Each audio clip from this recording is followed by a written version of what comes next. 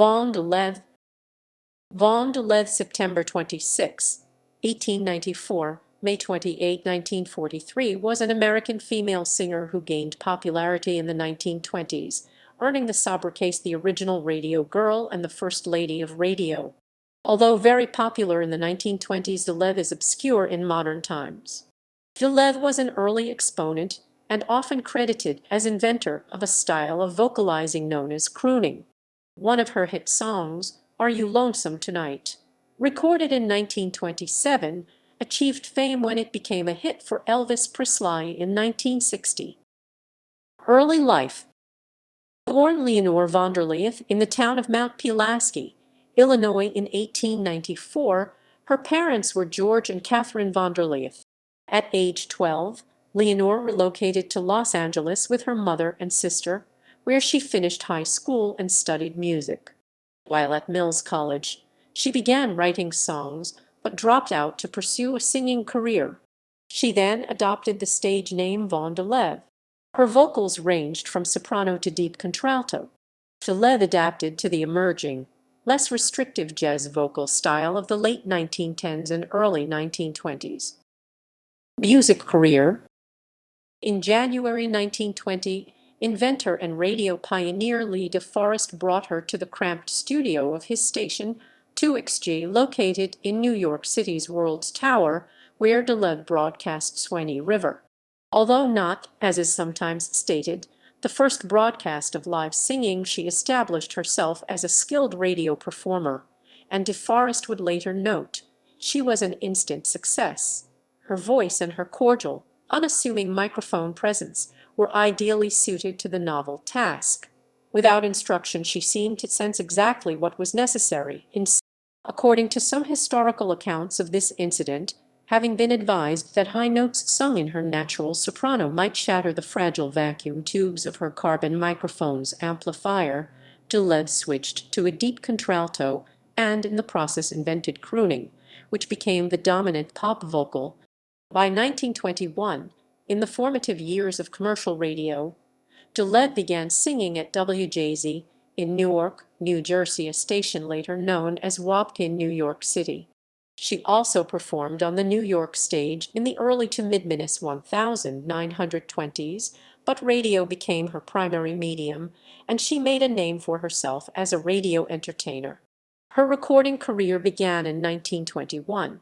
Over the next decade, she recorded for a number of labels, including Edison, Columbia, Victor, Oak, Gennett, and Brunswick. She occasionally recorded for the subsidiary labels of some of these companies under various pseudonyms. These included Gloria Jeer, Mammy Lee, Sadie Green, Betty Brown, Nancy Foster, Marion Ross, Lori Clark, Angelina Marco, and Gertrude Dwyer.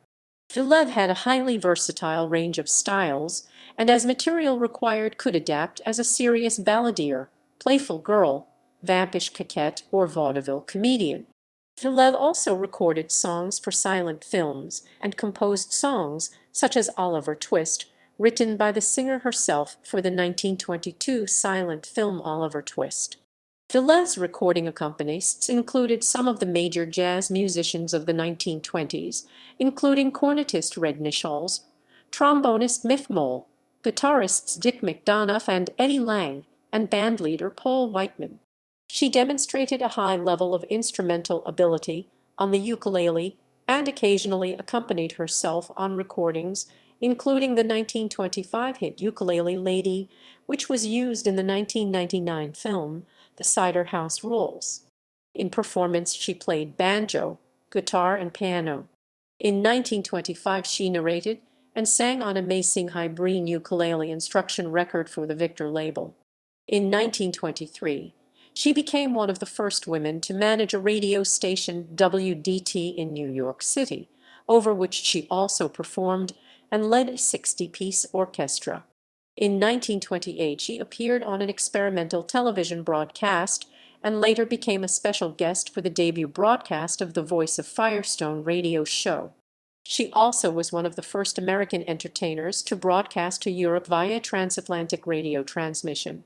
De Leath made her last recording in 1931 for the Crown label. She made her final nationwide network performances in the early 1930s.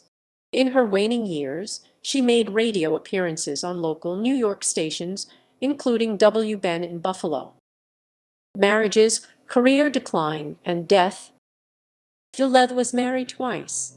In 1924, she wed artist Leon Gier, from whom she was divorced in 1935. The following year, she married musician Erwin Rose Bloom, from whom she was divorced in 1941. In 1931, De Leath sued Kate Smith for using the First Lady of the Radio designation. Although Smith desisted for a time, she resumed the mantle after De Leath's death. After her career went into decline, De Leath endured considerable financial difficulties, complicated by a drinking problem, which contributed to her death at age 48 in Buffalo, New York. Her obituary in the New York Times stated her age at death as 42. Her ashes were buried in her childhood home of Mount Pulaski, Illinois,